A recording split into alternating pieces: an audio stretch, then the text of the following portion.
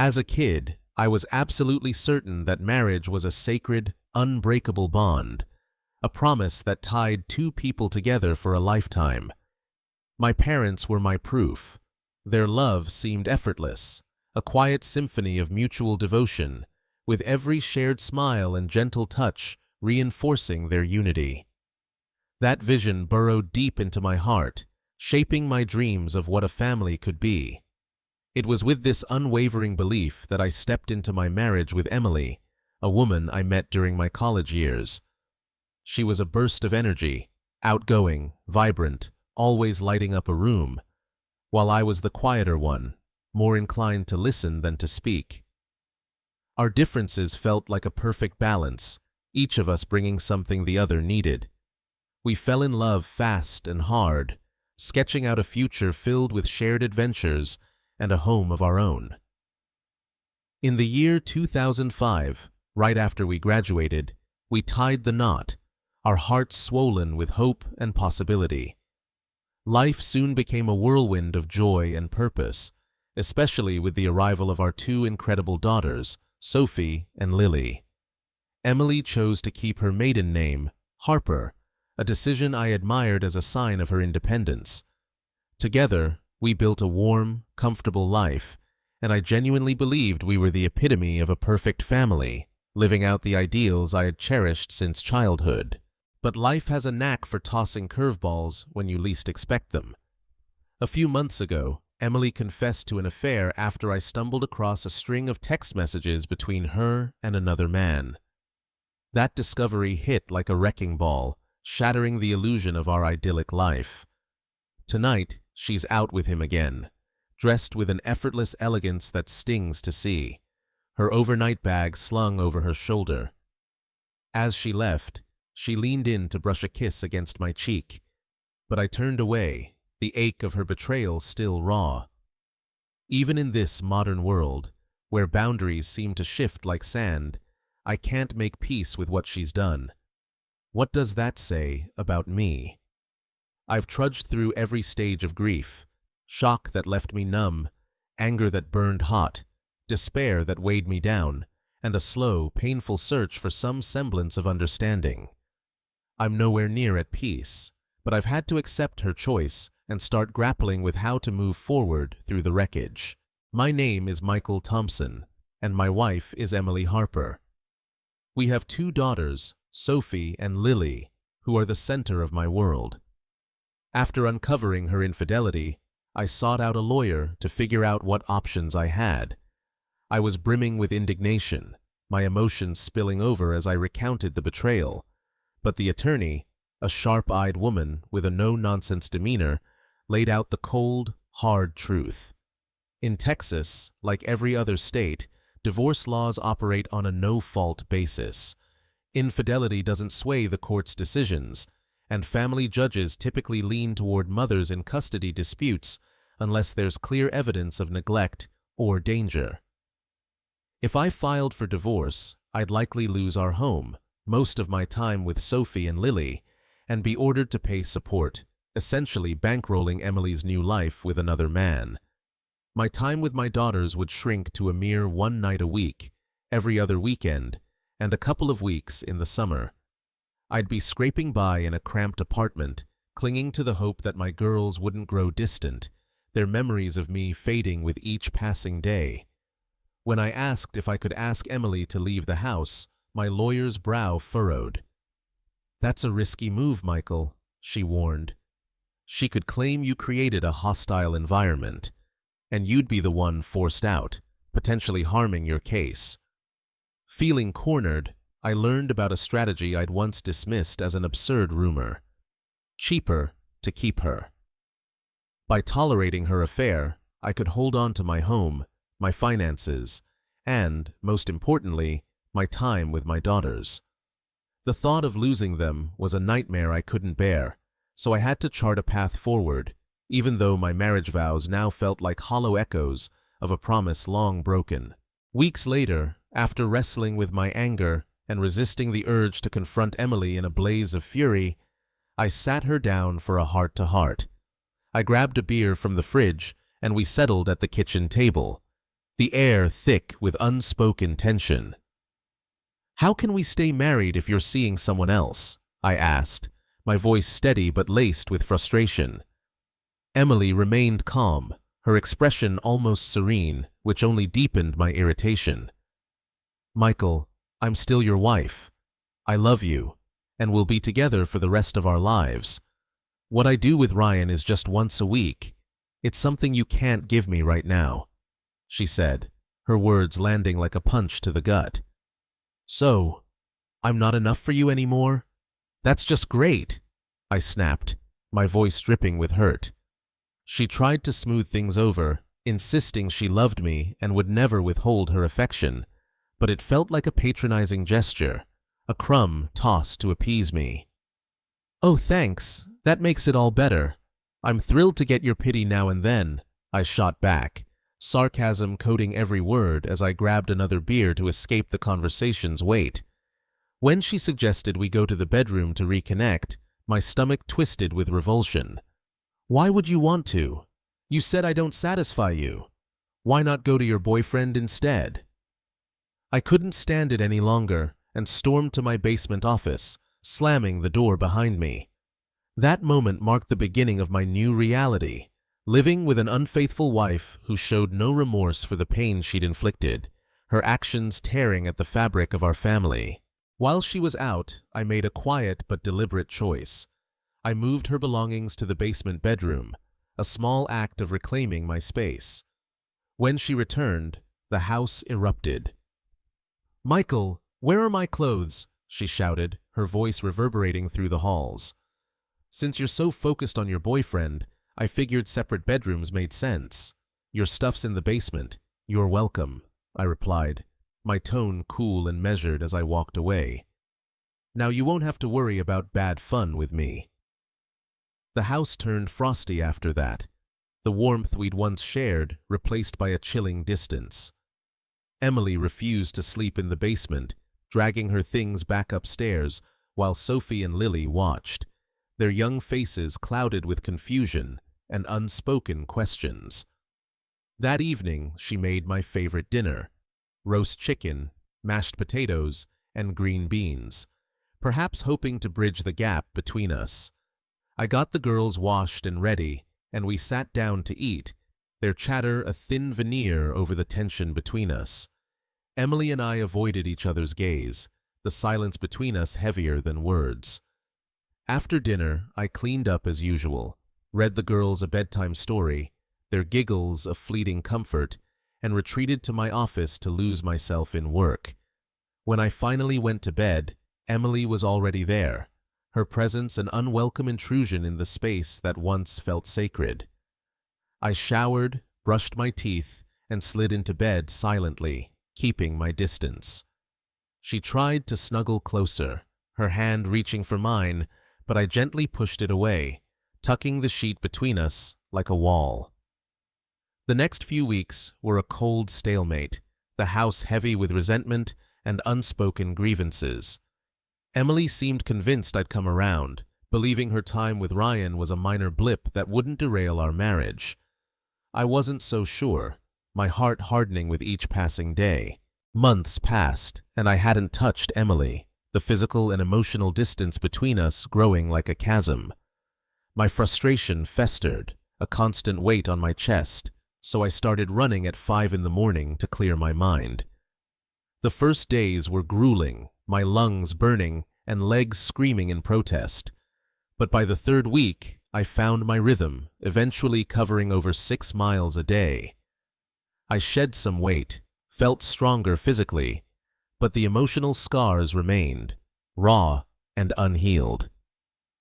Craving a change, I decided to buy a camping trailer and truck to create new memories with Sophie and Lily, moments that would belong to us alone.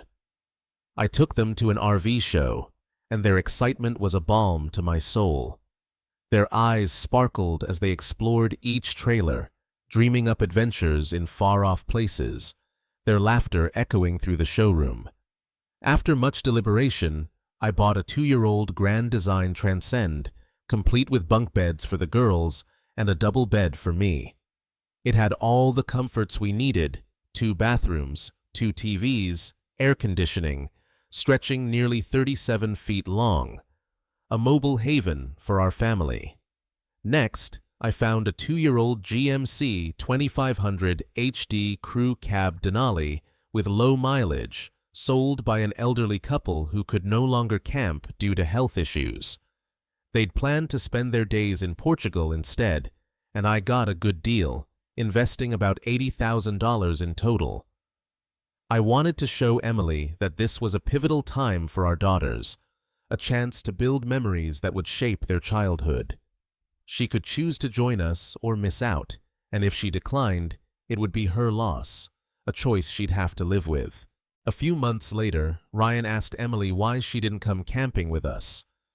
"I'm upset Michael bought that trailer," she admitted, her voice tinged with irritation as she sipped her coffee.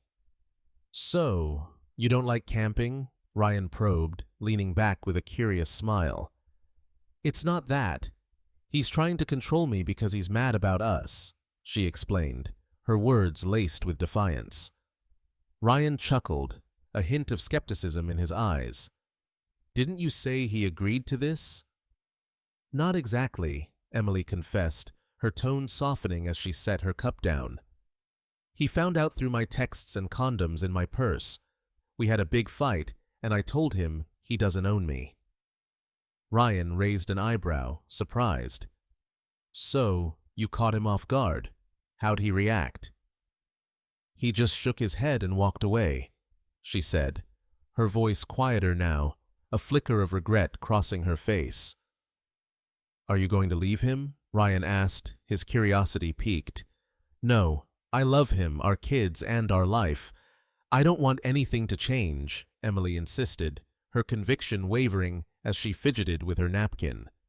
Ryan's expression grew serious. He might not be happy playing second fiddle. No man likes knowing his woman's with someone else. Why would you think he'd be okay with this? Emily brushed it off, convinced I'd eventually see her time with Ryan as inconsequential. "He'll realize it doesn't mean anything," she said, but Ryan wasn't so sure. "You're in a tough spot. If you want to keep him, you need to act fast. Maybe we should take a break so you can fix things with him," he suggested, his tone gentle but firm. "You think that's what I should do?" Emily pondered, falling silent as she considered his words. "For a smart woman, you're clueless sometimes," Ryan teased, a wry smile tugging at his lips. "Go home, win him back, or you might end up alone." Emily left, his advice echoing in her mind, a seed of doubt taking root as she wondered if she'd pushed me too far. I loaded the trailer, and the girls packed their things for a week-long camping trip to a state park in the eastern Carolinas. Expecting Emily to skip it, I planned for just the 3 of us, determined to make it a week they'd never forget. The trip was pure magic, perfect temperatures, a light rain that only added to the adventure, and endless moments of joy. We hiked through lush trails, the girls racing ahead, their laughter mingling with the rustle of leaves. A day at a water park was the highlight, their squeals of delight echoing as they splashed down slides, their faces glowing with unbridled happiness. Surprisingly, they didn't seem too upset about their mom's absence, having noticed her growing distance at home. I reassured them her choices weren't their fault, my words a steady anchor as I vowed to keep their hearts light and their memories joyful. "Your mom's just figuring some things out," I said, ruffling their hair. "But you've got me, and we're gonna have the best time ever." Their smiles were my reward, a reminder of why I was fighting to hold our family together. Back home, Emily greeted Sophie and Lily with warm hugs, her enthusiasm almost performative. I kept my distance, focusing on cleaning the trailer while she lingered nearby, pretending to care about our trip. "Glad you're back. It's been quiet here," she said, her voice softer than usual, a hint of something I couldn't quite place. "How was your week with Ryan?" I asked pointedly, unable to hide the edge in my voice. She dodged the question, asking about the campground instead, her words a flimsy shield. I mentioned it was near a water park in North Carolina, then went inside to start laundry and make dinner, needing to keep my hands busy to avoid another argument. Emily offered to cook, but I waved her off, craving space. At dinner, she seemed overly curious about our trip, peppering the girls with questions about every detail, her interest feeling forced. I cut in, my patience thin. "You going out tonight?" "No," she said firmly, her eyes meeting mine. "My family's my priority." Her words rang hollow, a promise I struggled to believe, but I shared the week's plans to keep things civil, hoping to avoid another blowout. Months later, our uneasy truce held, though the house felt like a battlefield, each of us navigating a minefield of unspoken grievances. I stayed married to avoid losing custody, knowing Texas family courts often favored mothers, even those who strayed. Emily saw my camping trips as a form of retaliation, a way to punish her, but I didn't care. I needed to show her that actions have consequences, that her choices rippled through our family. I started socializing more, seeking solace in new routines. I joined a cycling club, the wind on my face a fleeting escape from my troubles. I picked up running again, the steady rhythm of my footsteps a meditation. I learned to play the guitar, the chords a quiet outlet for my emotions, and hiked with the girls, their chatter a reminder of what mattered most. Through these activities, I met kind women who became friends and, eventually, set me up on dates, opening a door I hadn't realized I'd closed. That's how I met Rachel, a divorcee 3 years younger, with a 4-year-old daughter, Ava. Rachel was an orthodontist, tall with dark hair, striking blue eyes, and a quick, infectious sense of humor that made me laugh in a way I hadn't in years. We connected through the cycling club, our conversations easy and unforced, and soon we were going on casual dates, both of us clear that we wanted fun, not commitment. I invited her and Ava to join us for a luxury camping trip, something Emily never enjoyed. The idea of roughing it in nature always met with a roll of her eyes. I didn't tell Emily about Rachel, reasoning that if the courts didn't penalize her affair, I didn't owe her an explanation for my own choices. It felt fair, a quiet rebellion against the unfairness of our situation. A year later, I reached my breaking point, the weight of our fractured marriage too heavy to bear. I needed to confront the unresolved issues with Emily and explore what a future with Rachel might hold. One Friday night, I poured Emily a glass of wine and grabbed a beer, my hands steady but my heart racing. "Are you in love with him?" I asked bluntly, my eyes locked on hers, searching for a truth she'd long avoided. Emily took a long sip of wine, her gaze dropping to the table. "Come on, Emily. You started this. It's time to finish it," I pressed, my voice firm but measured. The girls were in the TV room, their laughter a distant hum, giving us space to hash things out. "How do we want to do this? The easy way or the expensive way?" I asked, pushing for clarity, my patience fraying. "What are you talking about?" she replied, her confusion genuine but infuriating. "How long did you cheat while we were married?" I asked directly, cutting through her deflections like a knife. "Why does that matter? Why change anything now?" she countered, her voice rising as she tried to sidestep the question. Frustrated, I hinted at my own secrets, a spark of defiance in my tone. "You know what you've been doing. Do you know what I've been doing?" I asked, raising an eyebrow, letting the words hang in the air. She listed my activities, camping, biking, staying busy, but I implied there was more, a life she hadn't bothered to notice. "I've done a few other things," I said, watching her expression shift, a mix of amusement and caution flickering in her eyes. She believed that in a divorce, I'd suffer most, banking on my love for Sophie and Lily to keep me tethered to her. She thought she could do whatever she wanted, knowing I'd go to great lengths to protect our daughters from pain. But I had plans she didn't know about, a quiet strategy forming in the back of my mind. "Emily, do you love him? Are you planning to keep seeing him?" I pressed, my voice steady but urgent, needing her to face the truth.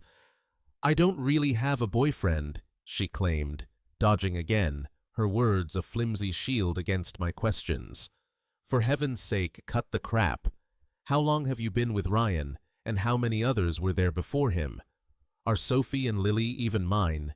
You've been a lousy wife, and I'm not happy with you or our marriage. It hasn't been real for the last 2 years, and tonight that changes," I declared, my voice rising with a conviction I hadn't felt in months. She looked bewildered, her eyes wide with shock. "What are you talking about?" "You treat me like a security blanket, doing all the boring work while you have fun with your boyfriend. We haven't touched each other in ages, and I don't see that changing. It's time we do something about it," I said, laying out the stark reality of our situation. "I'm talking about ending this sham. You need to move out. I'm tired of being used," I added, my voice firm, the words heavy with finality. Emily's eyes widened further, her shock palpable. "I'm not moving out of our house, Michael. That's nonsense," she protested, her voice trembling as she refused to accept the gravity of my words. "It's clear you'd rather be with your boyfriend than part of this family. Decide what you want," I said, finishing my beer and walking to the kitchen sink, my blood pressure spiking as I tried to steady my breathing. I'd thrown down the gauntlet, my heart pounding as I waited to see how she'd respond, knowing this moment would define our future. From Emily's perspective, she clung to the belief that I'd eventually accept her affair, convinced that her time with Ryan didn't diminish our bond. She saw herself as a devoted wife and mother, her weekly escapes a harmless outlet that made her better at both roles. She hoped to win me back, certain I'd see Ryan as a temporary distraction, a fleeting indulgence that wouldn't threaten our family. But I was done, my patience eroded by years of betrayal. I took control of our finances, opening a new account and transferring half our cash reserves along with my paycheck and bonuses. Each month, I moved money to our household account to cover exactly half the bills, making it clear Emily had to pay her share. I wasn't going to subsidize her spending on her boyfriend, whether it was dinners out or new clothes to impress him. The free ride was over, and she needed to feel the weight of her choices. I decided to visit Ryan for a heart-to-heart, a move born of both curiosity and resolve. I caught him by his car at 6 in the evening, his eyes widening as he dropped his phone. "Pick it up. Phones are expensive," I said, my tone calm but firm. "I'm not here to hurt you. We need to talk." I nodded toward my truck. "Get in. I'll buy you a beer, and we'll settle some things." We drove to an Irish pub and found a quiet corner, the dim light casting shadows across the wooden table. I ordered an IPA and gestured for him to do the same, his nervousness palpable as he fidgeted with his glass. "We need to work something out," I began, my voice steady. "How long have you been with Emily?" "A little over 3 years," he stammered, avoiding my gaze. I nodded, a wave of relief washing over me as I confirmed he wasn't the father of my daughters. "Why did you start this?" I asked, leaning forward. "We met, talked, and she said she was tired of her marriage routine. It just happened," he explained, shrugging as if it were that simple. "Do you love her? Have you developed feelings?" I pressed, needing to understand his stake in this. "It's complicated. I have feelings, but I don't want her to leave you. I like the no-commitment setup," he confessed, admitting he wasn't exclusive with her, his eyes darting away. "How many women are you seeing?" I asked, his avoidance telling me everything. "You don't have an exclusive relationship with her, do you?" I pressed further. He shook his head, confirming my suspicions. "Be prepared for her to show up with a suitcase, Having fun with someone else's wife has consequences. Do what you want, but I won't tell Emily what to do, and I won't stop doing what I need to, I warned, my voice low but resolute. I stood, tossed $40 on the table, and added, "Be careful in dark places," before walking away, leaving him to stew in the reality of his choices. A week later, I took the next step. My resolve hardened. My attorney had the divorce papers ready, and I arranged for them to be delivered to Emily at home, a moment I both dreaded and needed. That evening, after the girls were in bed, I handed her a glass of wine, my voice steady but heavy with the weight of what was coming. "You need to stay home tomorrow morning. A package will arrive for you," I said, keeping my tone even. She sighed, leaning back in her chair, her eyes searching mine. "You know what it is," she said, her voice resigned but tinged with defiance. "I knew this could happen. Why do we have to go through with this? Can't we just do our own things for a while?" She pleaded, her words a desperate attempt to find an alternative. "You started this. You knew I wouldn't tolerate your affair, but you also knew divorce courts don't care about infidelity. You counted on getting custody and making me pay. All I wanted was a faithful wife, and now it's time to face the consequences," I responded, my emotions surging as I fought to keep my voice steady. I stood to grab a beer, needing a moment to collect myself. "Better to discuss things now than pay lawyers later," I suggested, hoping we could resolve things amicably, though I doubted it. Emily's voice turned pleading, her eyes glistening. "Michael, I'm going to fight the divorce. I love you and our family." I held up my hand to stop her. "Your actions show otherwise. You've shown your love for Ryan, not me." She looked defiant, her chin lifting. "I'll get custody of the girls, and you'll only see them once a week. You'll be paying to keep us here. Stop this divorce. We can go back to normal. 18 months ago, I wanted that. Not now. You've done too much damage. Are you ready to give up Ryan?" I asked, knowing her answer would seal our fate. Silence. She offered a deal, her voice desperate. "I'll spend time with him, and you do what you like. I'll even go camping with you and the girls." I was losing control, my frustration boiling over. "Why are you bargaining now? I don't want you to abandon the family for something meaningless.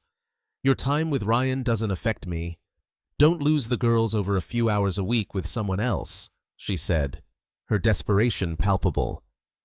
"Emily, I used to love you, but when you started loving another man, there were consequences," I replied, trying to make her understand the depth of my resolve. "Michael, I don't love him. It's just recreational. I love you and our children. If you come back to our bed, I'll show you what you mean to me," she pleaded, her voice breaking. "Do you love me enough to give up Ryan?" I asked, needing her to say it. No response. She stared at her hands, her silence deafening. "I know what I'm supposed to do. Don't go to work tomorrow. Good night," I said, feeling defeated, and went to bed, the weight of our broken marriage pressing down on me. The next morning, I got the girls ready for school, and we didn't speak. Sophie and Lily barely looked at Emily as they left, their quiet unease a knife in my heart. When the doorbell rang, Emily answered, finding a middle-aged woman in jeans and a sports jacket, an ID badge clipped to her waist. "Are you Emily Harper?" the woman asked. Emily nodded, showing her driver's license. The woman handed her a large brown envelope. "Ma'am, you've been served," she said, snapping a photo of Emily holding the envelope before leaving quickly. Emily stood frozen, the envelope trembling in her hands, realizing she'd been served divorce papers. She walked inside, placed it on the dining room table, and stared, as if ignoring it could make it disappear. Was Michael really ending their marriage? She questioned whether her time with Ryan was worth it, her regret swelling as she realized admitting the affair was a mistake. I should have kept it a secret, she thought, her mind racing with what-ifs. She grabbed a glass of water, sat down, and slowly opened the envelope, knowing the papers inside would change her life forever, a reality she wasn't ready to face. Emily rushed to her lawyer, Claire, in a panic, her heart pounding as she clutched the envelope. Claire, a seasoned family law attorney in her early 50s with over 2 decades of experience, reviewed the papers, her expression growing grim as she noted my meticulous documentation of Emily's neglect. Missed school events, family vacations, daily routines, even photos of her with Ryan in public, their affection undeniable. "You might not get custody," Claire warned, her voice firm but not unkind.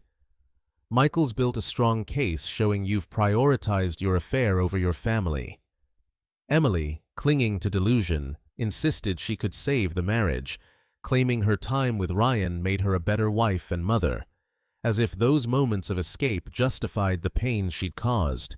Claire was blunt, her patience thinning. "Michael's done. It's damage control now.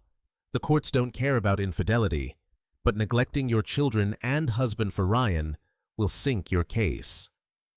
She advised Emily to prepare for the likely outcome, losing custody and the house, a reality that felt like a betrayal of everything she'd taken for granted. Emily leaned back, fidgeting with her hands, her voice trembling. "It's because of Ryan, isn't it? Michael's jealous. I thought he wouldn't care about my affair. How do I fix this?" "There's no fix, only damage control," Claire replied, her tone leaving no room for argument. "Michael asks that you move out by the time the divorce is finalized. There's a 60-day cooling-off period. If you agree on terms, the court can grant the divorce after 60 days. Otherwise, it'll take 90 to 120 days. Emily clung to a sliver of hope, her voice shaky. "Can I ask for marriage counseling?" Claire sighed, her eyes softening.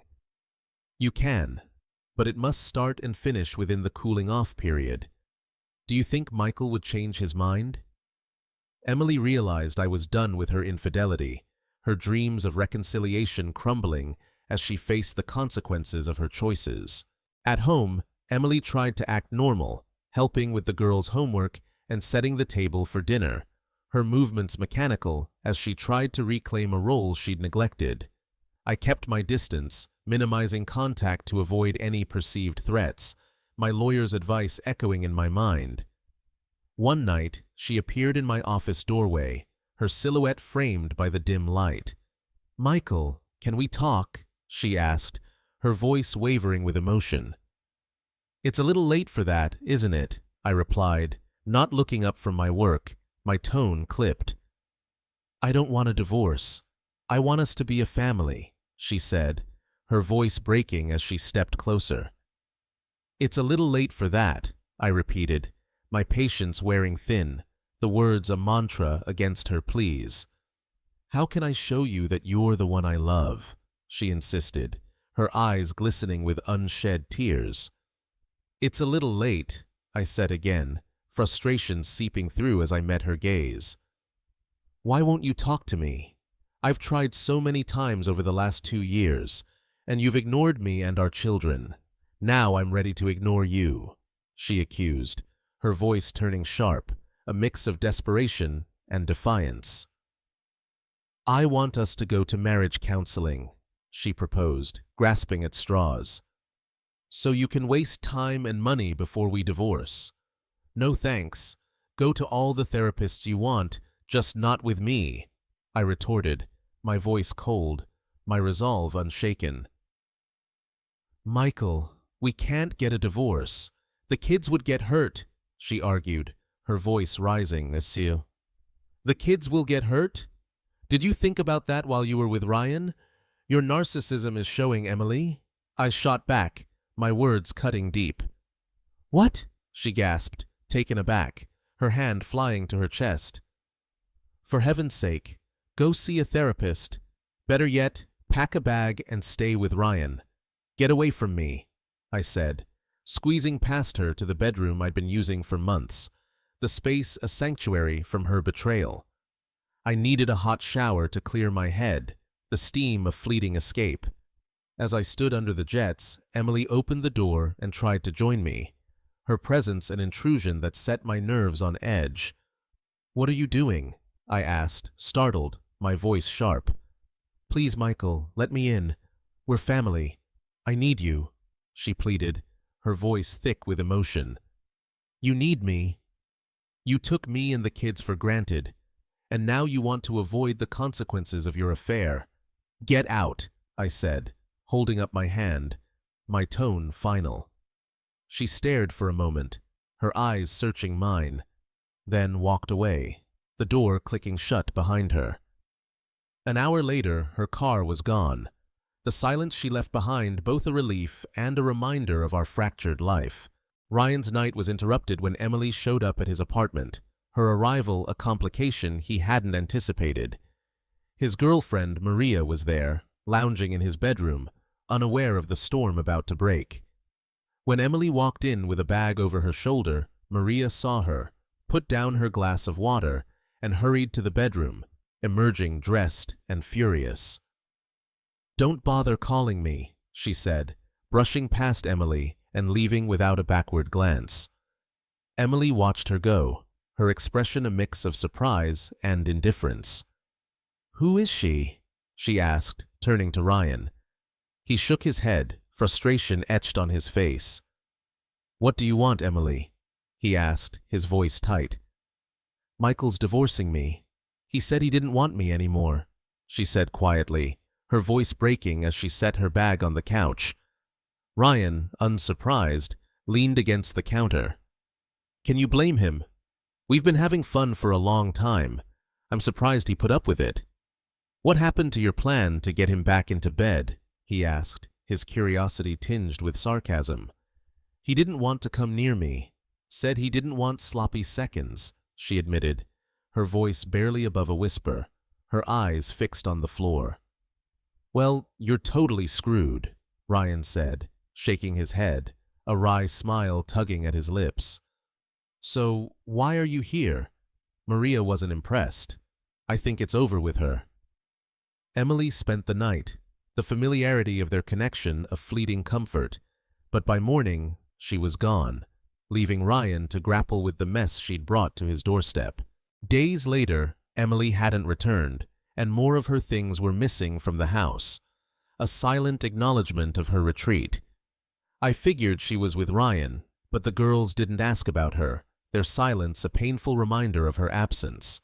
Her parents, unaware of the divorce, were confused when I brushed off their questions, saying Emily was busy and would explain soon. When her mother, Ellen, showed up unannounced, I sat her down and spent 2 hours explaining the last 3 years of our marriage, detailing Emily's affair and the unraveling of our family. Ellen asked question after question, her shock giving way to disappointment, and she apologized for Emily's actions, her voice heavy with regret. But I needed Emily's accountability, not her mother's apologies, a truth that hung between us. I visited Ryan again, waiting by his car, my presence startling him as he flinched. "I'm not here for you. I guess Emily's staying with you," I said, my voice calm but resolute. "Yes, she is," he replied, his tone wary. "Are you here to take her home?" he asked, a flicker of hope in his eyes. "No, I just wanted to know where she is and that she's safe," I explained, my words measured. "I was hoping you'd take her home. I don't want her living with me permanently," he admitted, his frustration evident. "What? I thought you were lovers, soulmates," I said, my tone laced with incredulity. "We had fun, but I told her to go home and be nice to you if she wanted to keep her family together," he responded, his voice tinged with regret. "Well, she's all yours now," I said firmly, my resolve unshaken. "I don't want her," Ryan insisted, his voice rising. "Why not? You've enjoyed entertaining her," I pointed out, my words sharp. "I don't want her all the time," he said, his frustration boiling over. "Take your wife home," he shouted, his desperation raw.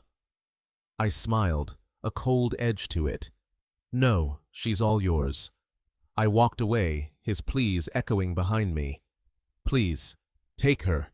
I don't need a woman with 2 kids." I ignored him, getting into my car. "Tell her to come home. Her kids are wondering where she is, and her mother wants to talk to her," I said, driving away, leaving him to deal with the mess he'd helped create. The next day, I was working from home when I heard the door unlock. Emily walked into the kitchen, her presence a jarring interruption. "Back for more of your stuff?" I asked, my tone sharp as I looked up from my laptop. She looked shocked, her eyes wide. "Michael, I didn't know you'd be here. I haven't seen your car," she said, trying to sound casual, but her voice trembled. "It's in the garage, getting fixed." "I'm working from home today," I replied, my patience thin. She stood still, her hands fidgeting, unsure of her next move. "What are you here for?" I asked, my voice cutting through the silence. "I thought I might come home, if that's okay with you," she said hesitantly, her eyes searching mine for a flicker of forgiveness. "Sophie and Lily are wondering where you disappeared to. I figured you were with your boyfriend. Your mom's here to see you. She has a million questions," I informed her, watching her reaction closely. Her head snapped up, panic flashing across her face. "My mother, what did she want?" she asked, her voice rising. "She was curious why you left us," I said, keeping my voice steady, letting the weight of my words settle. "What did you tell her?" she demanded, her panic palpable. "The truth," I replied, my tone final, watching as the reality of her choices sank in. At the lawyer meeting, my attorney advised me to let her handle the talking, her expertise a shield against the emotional storm. Emily and her lawyer, Claire, were already there when I arrived, the conference room heavy with tension. Claire interrupted the discussion, her voice cutting through the murmur. "Emily has something to say that might simplify things." Emily began, her voice trembling but determined. "Michael, I don't want a divorce. What would it take for us to go back to being a good family? You know I love you and the girls. My time with Ryan was just a way to relieve stress. It wasn't your fault, and I always came home to you and the girls."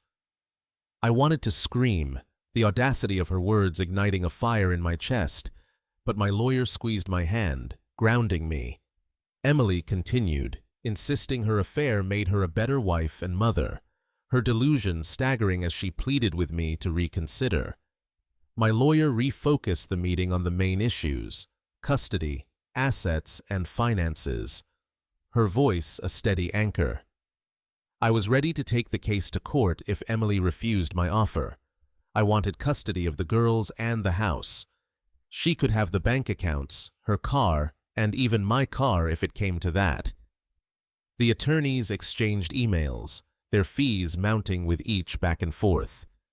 Eventually, my lawyer presented evidence of Emily's neglect over the past 3 years: missed school events, family vacations, daily routines, all meticulously documented, with photos of her with Ryan as a damning punctuation.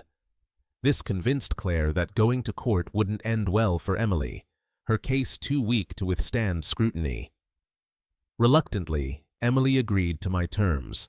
I'd get custody and the house. She'd get her car, half the accounts, and half the house's value when Lily turned 18 plus 6 months. She'd contribute $100 monthly per child for education, totaling $2,400 a year, a small gesture toward their future.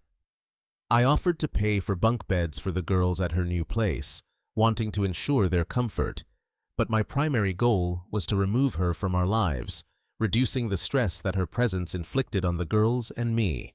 At first, Emily refused to sign the divorce agreement, her desperation to keep her family palpable. "Why does Michael have to be so stubborn and destroy our family?" she thought, her frustration mounting as she sat in Claire's office, the papers spread before her. What I did with Ryan didn't affect him or the kids. He didn't lose anything when I was with Ryan. Why can't he let me have something for myself? Claire warned that if I took her to court, the judge would likely rule in my favor, granting me custody, the house, and minimal financial obligations. Emily couldn't bear the thought of losing Sophie and Lily, the girls who'd once been the center of her world. Claire explained she'd negotiated the best deal possible, and dragging it out would accomplish nothing. The court would order a settlement after a year anyway, leaving her with even less. Emily cried for hours, her tears staining the papers as she struggled to focus. Claire pointed out where to sign, her voice gentle but firm. Emily felt like she was signing away her marriage, her children, her family, and the home she loved, each stroke of the pen a wound to her heart. I was surprised, but relieved when my attorney called to say the signed documents were on their way via courier that afternoon. Emily had agreed to the divorce, with limited time with the children, who would live with me in our home. She had until the final divorce date to move out, a deadline that loomed like a storm cloud. We agreed on an equal division of our financial assets, and she'd receive half the house's value by our youngest child's 18th birthday plus 6 months, a future payout to ease her transition. I was already contributing $500 monthly to an education fund for the girls since their birth, ensuring they could attend any college or university they chose. Emily kept her car and could take any furniture she wanted to furnish her new home, a gesture to help her start anew. I even offered to pay for bunk beds for the girls at her place, wanting them to feel at home wherever they were. Ultimately, I wanted her out of our lives to create a stable, predictable environment for the girls and me, free from the uncertainty of an unfaithful wife and an inattentive mother. If the girls didn't want to see Emily, I wouldn't force them, and we'd renegotiate the agreement as needed, prioritizing their well-being above all else. Emily struggled in the aftermath, her world unraveling faster than she could grasp. She hadn't found a place to live, and Ryan, to her shock, refused to take her in, his rejection a bitter pill. "Michael, honey, can we talk?" she asked, stepping into my home office, her voice trembling as she clutched her purse. "What do you want to talk about?" I replied, not looking up from my work, my tone clipped. "Where am I supposed to go? I don't have anywhere. Do I have to go? Can I stay a little longer?" she pleaded, her desperation raw. "You've had weeks to find a place. Where's your boyfriend? Go be with him," I said bluntly, my patience exhausted. "He can't take me in," she admitted, swallowing hard, her eyes glistening. "Why not? You like having fun with him," I shot back, shaking my head in disbelief. I walked to the kitchen, the coffee maker's hum a brief distraction. A stack of boxes sat in the living room, things I'd packed for her, a silent ultimatum. I started dismantling her bedroom furniture, moving it to the garage, my movements deliberate. "Emily, do you need this stuff? If you do, fine. If not, I'm selling it. Either way, it's leaving this house," I said, my voice firm. She sat crying in the living room, her sobs a stark contrast to the resolve in my actions. "Come on, get up and do something about it, or it's all gone," I urged, my tone sharp but not cruel. She made a few calls, her hands shaking, then my phone rang. It was her father, George, his voice thick with anger. "Michael, what the hell is going on? Emily says you're making her move out," he said, his words a demand. "Did she tell you why?" I asked, keeping my voice calm. "Who cares why?" "Why are you making her leave?" he pressed, his frustration mounting. "It's a long story. Why don't you and Ellen come here, and I'll explain everything," I suggested, my tone even. They agreed to come in an hour. I found Emily, her face pale with fear. "Are you going to tell your parents the truth, or will I?" She looked terrified, clearly not having told them about the divorce, then stormed out, likely to Ryan's, her escape a familiar pattern. An hour later, George and Ellen arrived, their faces a mix of concern and confusion. I showed them the divorce papers, explained Emily's affair with Ryan, and outlined the final agreement, my voice steady as I laid out the truth.